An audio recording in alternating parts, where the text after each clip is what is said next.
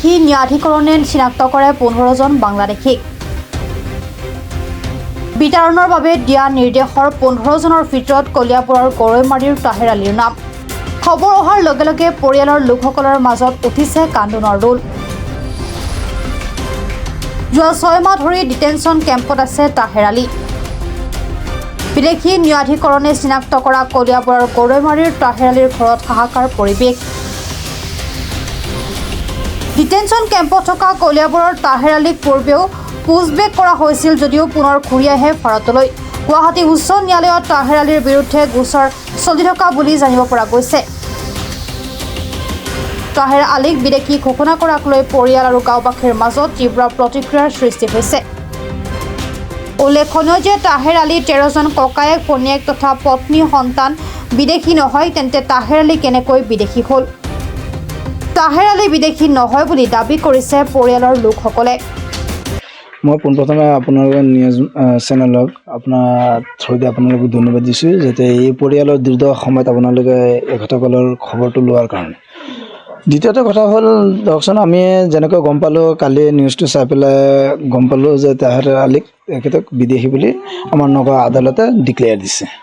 এই কথা হ'ল, ন্যায় যিটো দিছে তাক আমি সন্মান জনাওঁ, কিন্তু কথা হ'ল আজি ধৰকচোন এই তাহেৰ আলী আমি সৰুৰ পৰা দেখি আছোঁ এইখন গাঁৱৰে হয়, কিন্তু আৰু আমি ডকুমেণ্টছৰ ভিত্তিত যিখিনি বস্তু আমি ডিপেণ্ড কৰোঁ, সেই ডকুমেণ্টছত আমি দেখা পালোঁ যে তাহেৰ আলীৰ দেউতা এই গৰৈমাৰীতে থকা 1965 চনত তেখেতে ভোট দিছিল তাহেৰ আলীৰ দেউতাকে, আৰু ভাইককাই তেওঁলোকৰ 8জন ভাইককাই, তাৰ মাজত তাহেৰ আলী হৈছে 7 নম্বৰ।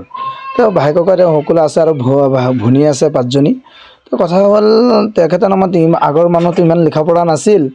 তেখেতৰ যেতিয়া নেকি কেছ এটা সন্দেহযুক্ত হিচাপে হৈছিল, আমি গম পালোঁ তেখেতে ইমান লিখা পঢ়াও নাছিল আৰু টকা পইচাৰ অভাৱৰ কাৰণে তেতিয়া মানুহ দুখীয়া পৰিয়ালৰ তেখেতে আইনৰ যেতিয়া নেকি কোৰ্টত তেখেতৰ নামত নটিচ আছিল, যাব পৰা নাছিল, যাৰ কাৰণে তেখেত নোযোৱাৰ কাৰণে, বুজা শুনা নোপোৱাৰ কাৰণে, আজি লিখা পঢ়া নথকাৰ কাৰণে তাত যাব নোৱাৰাৰ কাৰণে তেখেতক কি কৰিলে, কোৰ্টৰ পৰা তেখেতক একপতীয়াৰ যিটো ৰায় সেইটো ৰায় দিলে।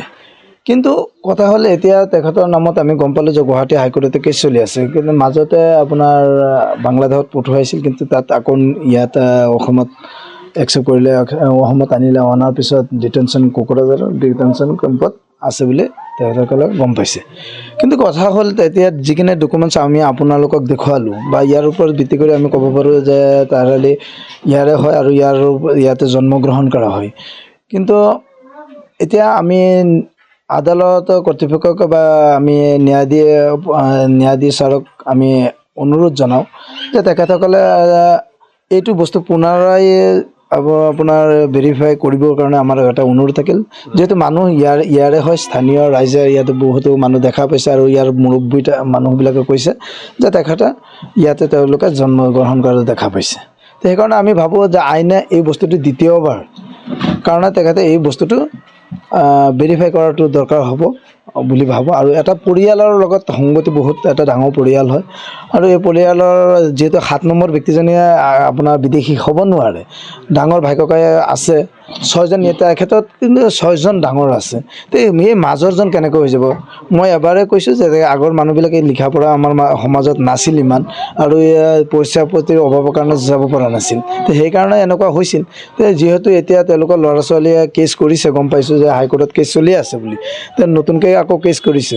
এই কেছটো যদি চলি আছে, এইটো পুনৰাবৃত্তি হিচাপে এইটো কোৰ্টে অলপ বিবেচনা কৰিলে ভাল হ'ব বুলি আমি ভাবোঁ।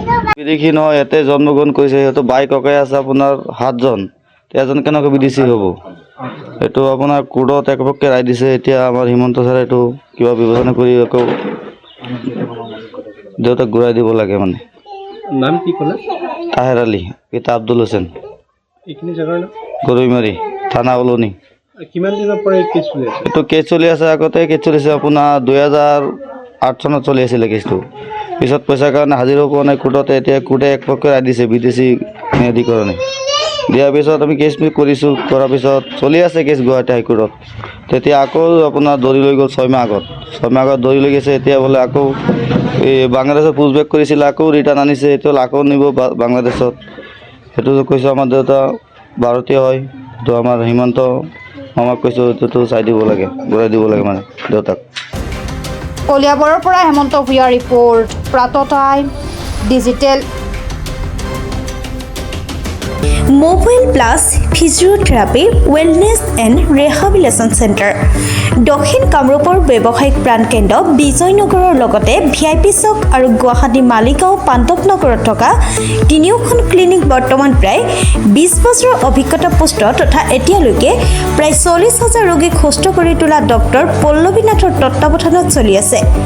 এই ফিজিঅ'থেৰাপি চেণ্টাৰ তিনিটাত বৰ্তমান অভিজ্ঞ ডক্টৰৰ দ্বাৰা যিকোনো জটিল ফিজিঅ'থেৰাপি চিকিৎসাৰ লগতে যিকোনো ৰোগীৰ ঘৰলৈ গৈ চিকিৎসা সেৱাৰ সুব্যৱস্থাও ৰাখিছে।